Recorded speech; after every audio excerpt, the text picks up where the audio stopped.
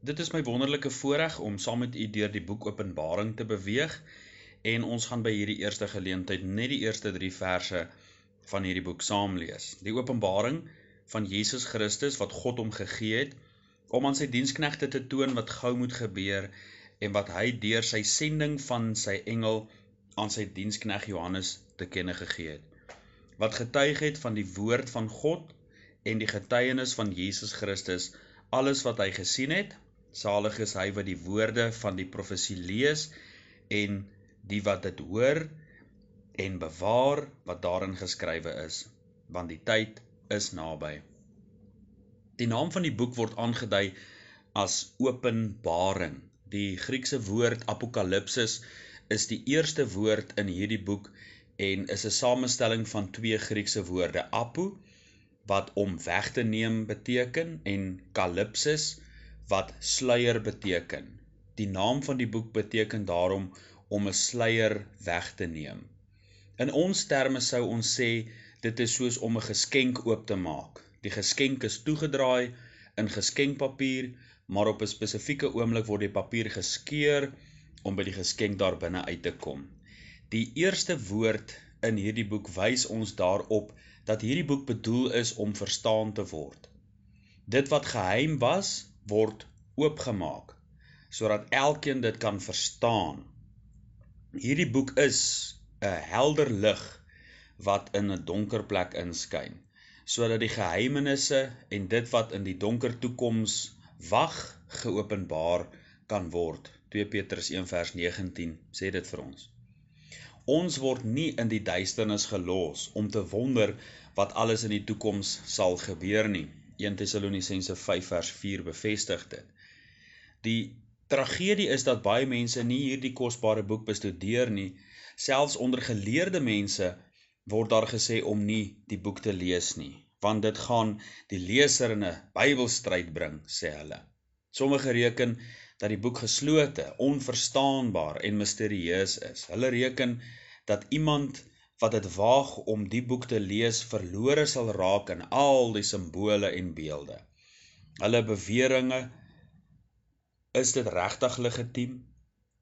Nee, hoegenaamd nie. Die boek se naam is nie Toebaring nie, maar Openbaring.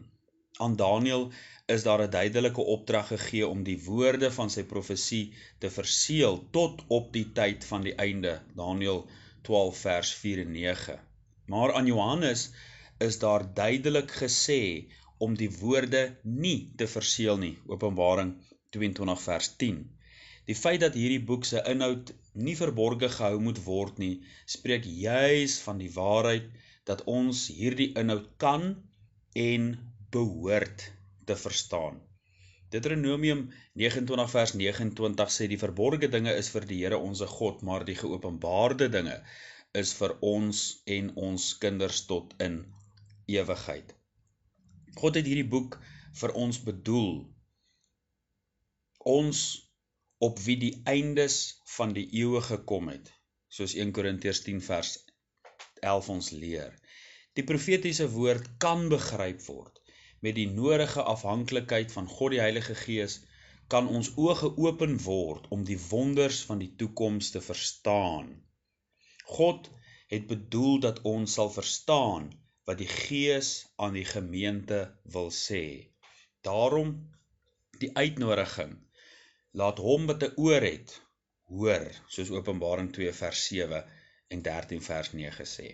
Maar kom ons kyk na wat ons gelees het. Die persoon van die boek, vers 1 sê, die openbaring van Jesus Christus. As jy Jesus in die boek Openbaring mis, dan mis jy die boodskap van die boek. Sou jy die boek bestudeer en net bemoei wees met alles wat in die toekoms gaan gebeur en wat die toekoms inhou, maar jy groei nie in jou verhouding met Jesus nie, dan lees en bestudeer jy hierdie profetiese geskrif net om selfsugtige redes. Jesus Christus is die woord wat vlees kom word het.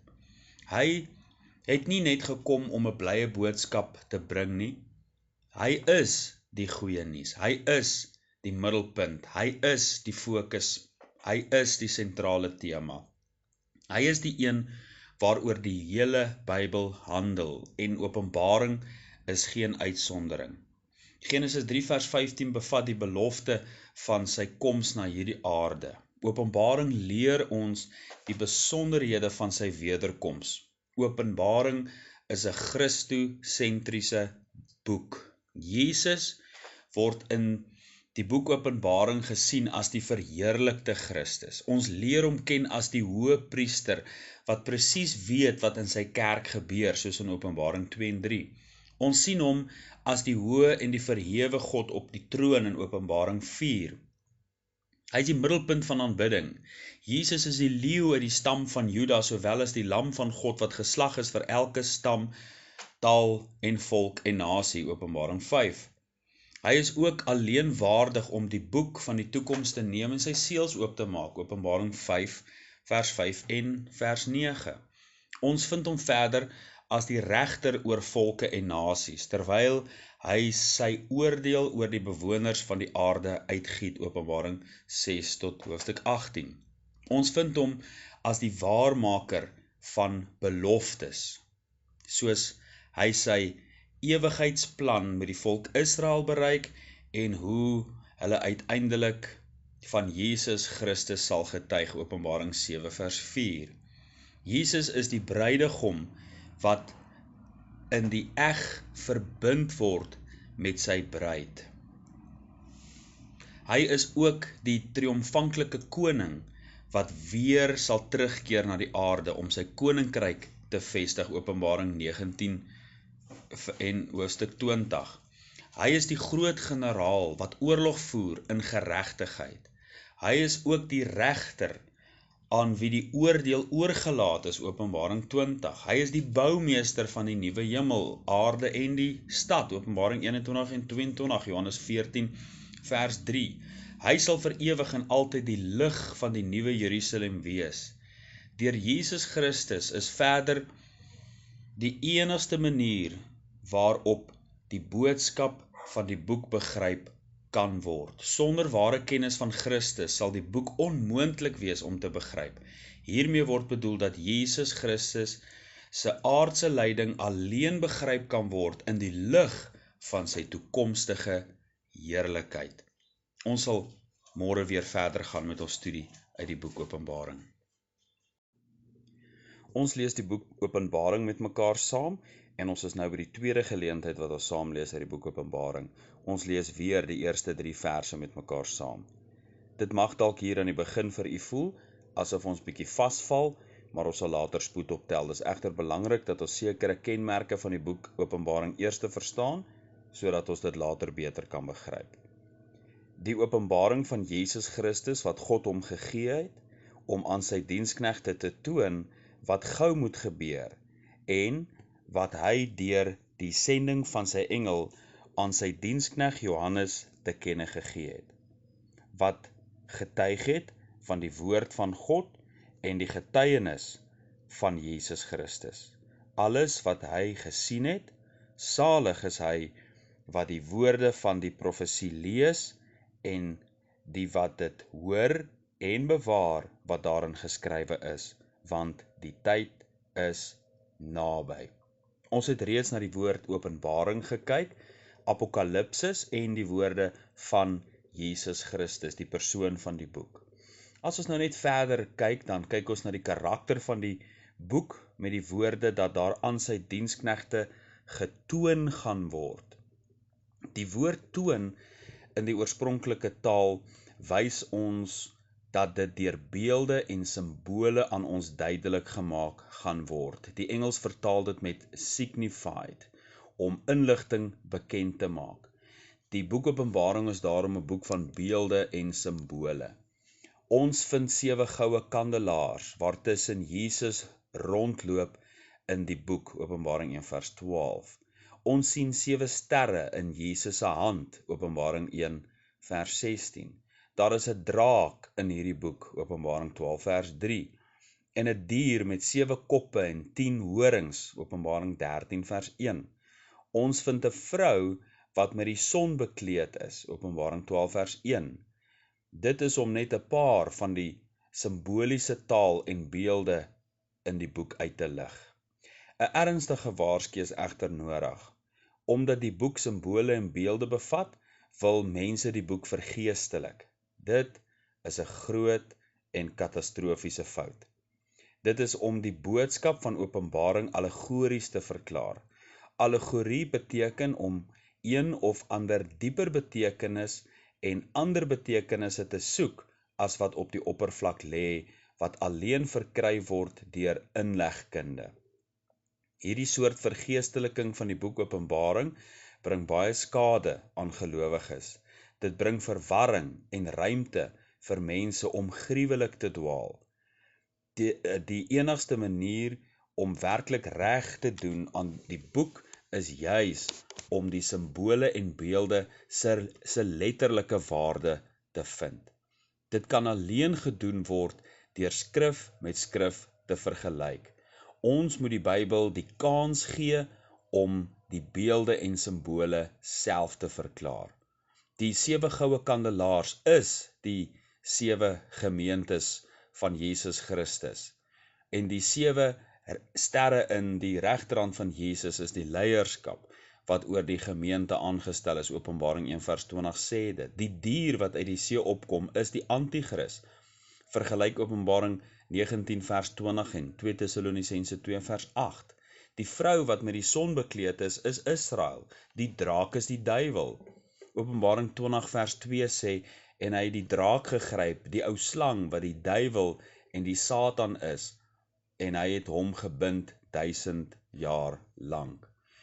Om die profetiese woord letterlik te verstaan, is die oudste manier om dit te doen, en is ook deur die vroeë kerkvaders so gehuldig. Selfs in ons land het die gereformeerde kerke die profetiese woord letterlik verstaan. Professor Johan Melan skryf in sy boek Openbaring vir ons tyd. Daar was egter beter tye in Suid-Afrika, toe baie van die gereformeerde teoloë, predikante en lidmate in die letterlike vervulling van Bybelse profeseë geglo het. 'n Geesgenoot en produk van hierdie teoloog, Dr. D.R. Snyman, wat 'n NG predikant in Stellenbosch was 'n baie bekende giliastiese skrywer wat verskeie artikels in die tydskrif Kyk hy kom gepubliseer het. Op aandrang van die publiek is hierdie artikels later in 'n boek saamgevat en is deur Koem uitgegee onder die titel Die komende Christus en die komende krisis. Hierin word die tekens van die tye, die herstel van Israel, die wegraping, die verskyning van die antichrist en die 1000-jarige vrederyk na die wederkoms van Christus beskryf. In die voorwoord van sy boek skryf Dr. Snyman, ons dink met dankbaarheid terug aan die ondersoek van die profeseë deur manne soos wyle professor N.J. Hofmeyer, dominee G.W.A. van der Lingen, dominee S.J. de Tooy en professor C.F.J. Miller en professor J.I. Maree.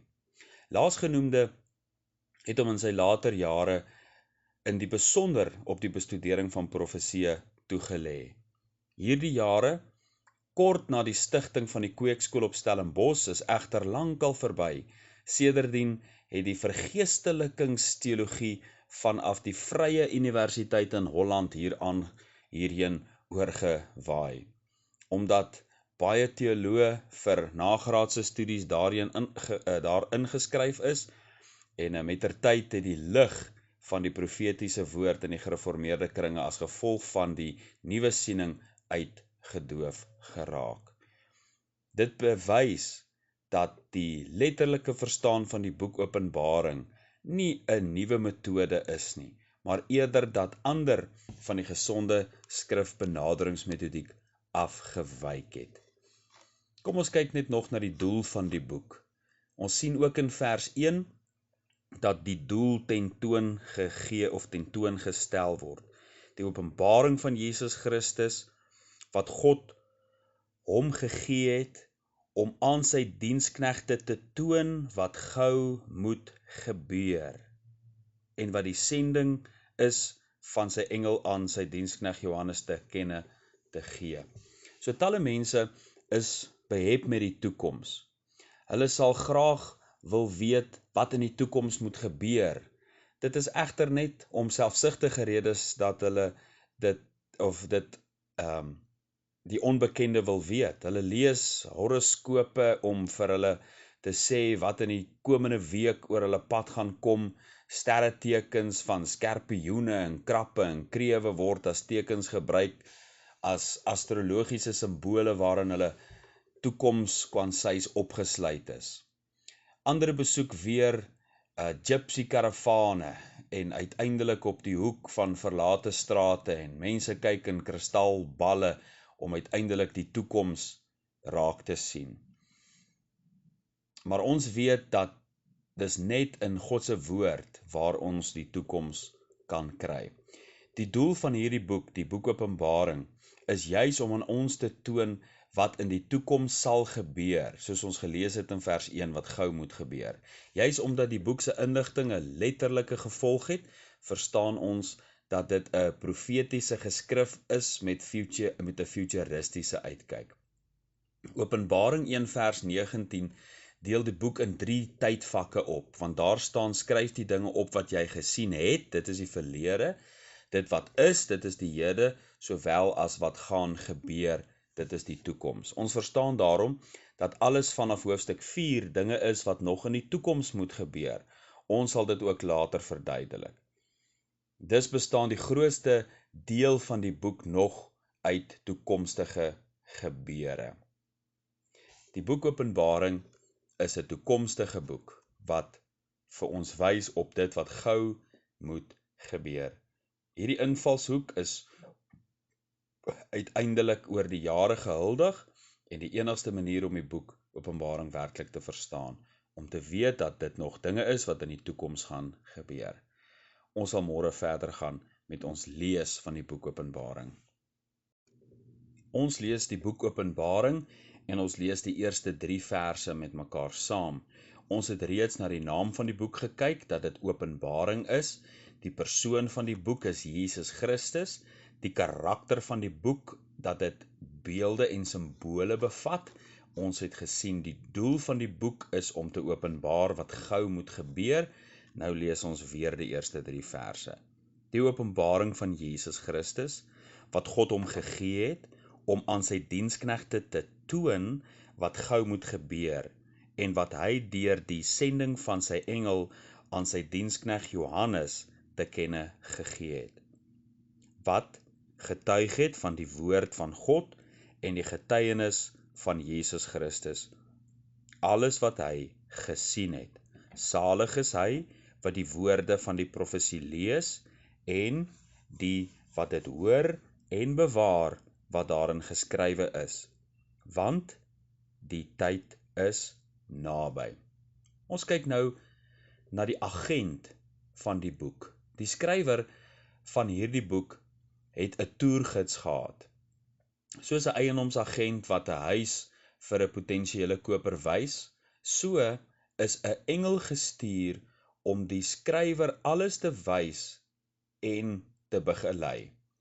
Dit is nie vreemd dat God 'n engel gebruik het nie, want hulle word juis uitgestuur as dienende geeste ter wille van die wat die saligheid beerwe, Hebreërs 1 vers 14.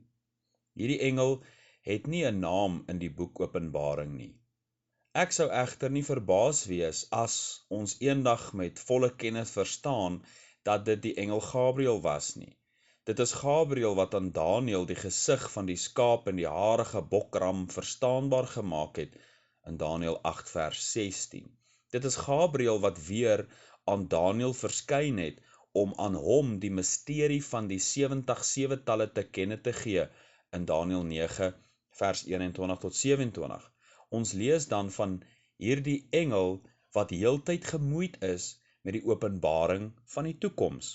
Daniël 10 vers 14 sê, ek het dan gekom om jou inligting te gee oor wat jou volk aan die einde van die dae te beurt sal val, want die gesig sien nog op die verre toekoms. Dit maak vir my net sin dat terwyl Gabriël aan Daniël verskyn het oor Israel se toekoms, terwyl hy die een is wat Israel se verlosser se geboorte, sy eerste koms aangekondig het in Lukas 1 vers 19, dat hy dan die een is wat ook Johannes begelei in die gebeure rondom die 70ste week van Daniël, die groot verdrukking en die wederkoms, die tweede koms van Jesus Christus. Dit word ondersteun deur die woorde van hierdie gestuurde engel wanneer hy self getuig dat hy 'n dienskneg van Johannes en die profete is. Openbaring 22 vers 9. Dit leer ons dat hy in die besigheid was om God se toekomsopenbaring oor te dra, selfs in die verlede aan die profete wat dan Daniël insluit. Nie net is daar 'n engel gestuur nie, maar in hierdie boek leer ons meer van engele as enige ander boek in die Bybel. Daar is 46 verwysings na engele in hierdie boek, meer as dubbel as in enige ander boek in die Bybel. Dit wys ons op die onsigbare rol wat engele speel. Dit word ook vir ons in die boek Daniël geïllustreer dat engele betrokke is in die stryd tussen lig en duisternis. Daniël 10 vers 13. Openbaring 22 vers 16 sê, ek, Jesus, het my engel gestuur om hierdie dinge aan julle voor die gemeentes te betuig. So dit is die agent van die boek. Die skrywer van die boek, vers 1 sê ook vir ons wie die skrywer is. 3 keer in die eerste hoofstuk identifiseer Johannes homself as die skrywer in vers 1, 4 en in vers 9. Hy bevestig dit in die laaste hoofstuk wanneer hy getuig dat hy hierdie dinge gesien en gehoor het, Openbaring 22 vers 8. Johannes vertel ons dat hy hierdie boek geskryf het in opdrag van Jesus Christus, Openbaring 1 vers 11 en vers 19. Papias van Hierapolis, Justinus die Martelaar, Irenaeus, Mileto van Sardes en Clemens van Alexandrië, almal vroeë kerkvaders het geskrywe dat Johannes, Jesus se disipel, die skrywer van Openbaring is. Hierdie Johannes is die skrywer van 4 ander boeke in die heilige kanon.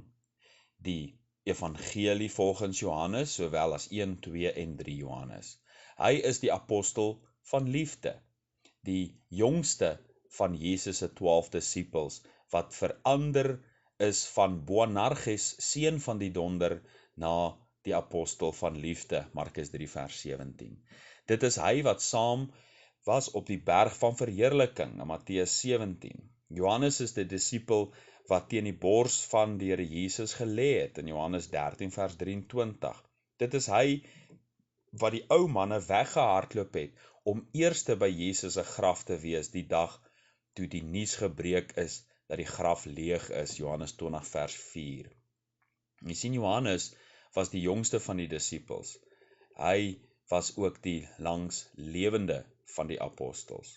As 'n bejaarde man van in sy vroeë 90er jare, bevind hy homself op die eiland Patmos, in Openbaring 1 vers 9. 'n eiland so 56 km van Turkye se Weskus, of in die Bybel genoem Klein-Asië.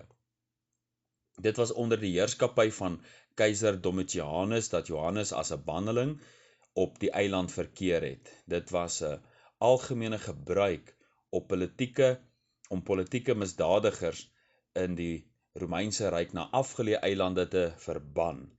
Dit was gedoen om hulle invloed te bekamp. Ons verstaan hieruit dat hy 'n kragtige getuie vir Jesus Christus was, soos Handelinge 1 vers 8 ons sê, en dat hy Jesus Christus se koninkryk verkondig het.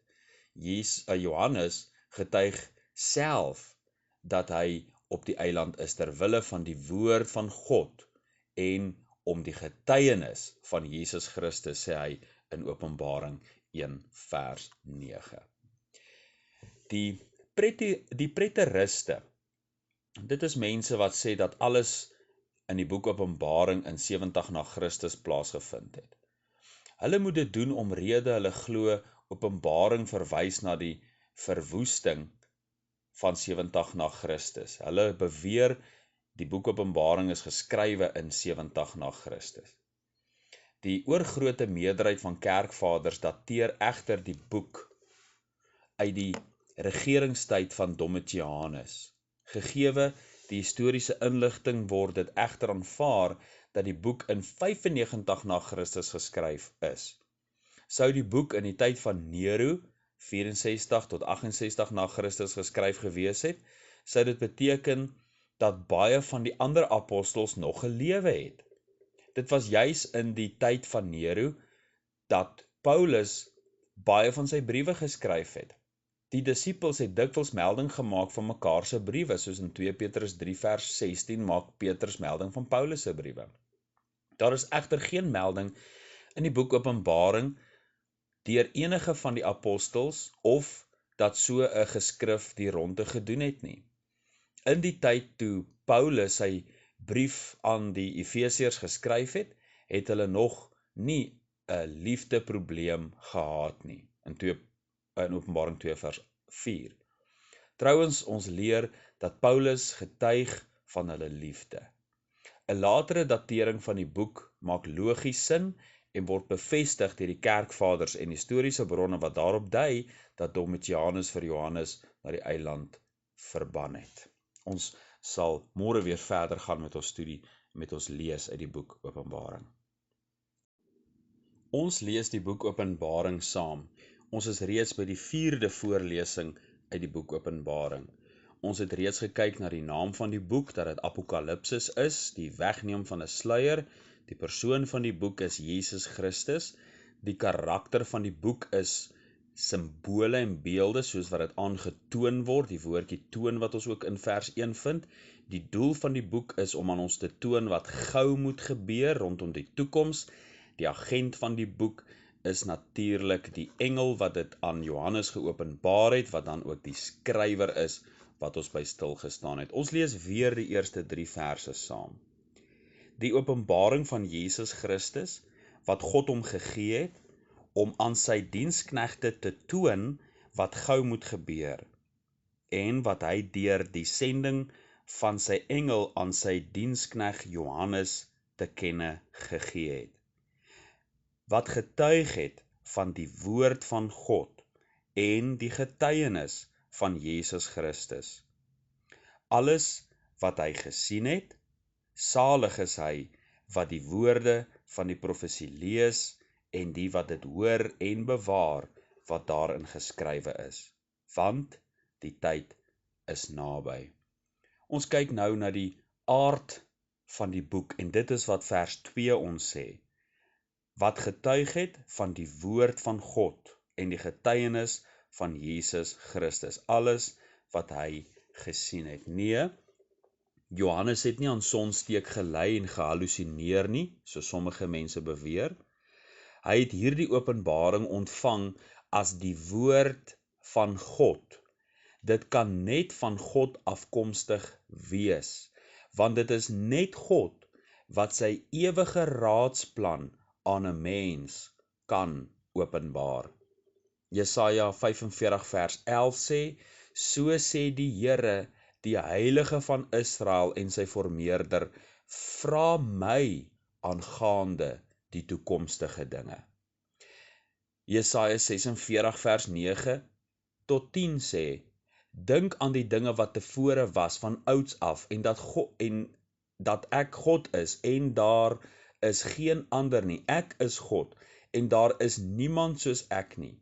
Wat van die begin af verkondig die einde en van die voortyd af wat nog nie gebeur het nie.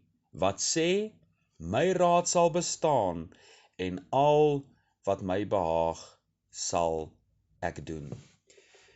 Daar word bereken dat 353 profesieë net op Jesus se aardse lewe in vervulling gegaan het. Die wiskundiges bereken die kans vir iemand om die lotto te wen 1 teen 13.983.816.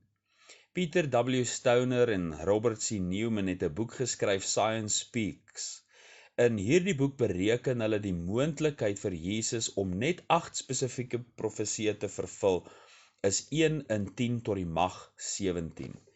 Jesaja profeteer van sy maagdelike geboorte in Jesaja 7 vers 14.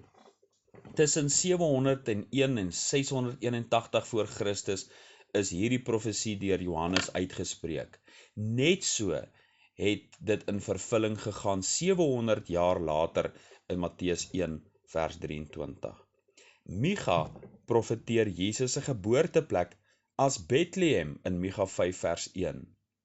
Iewers tussen 750 en 686 voor Christus het Micha die profeet hierdie woorde geprofeteer en so het dit gebeur in Matteus 2 vers 5 tot 6.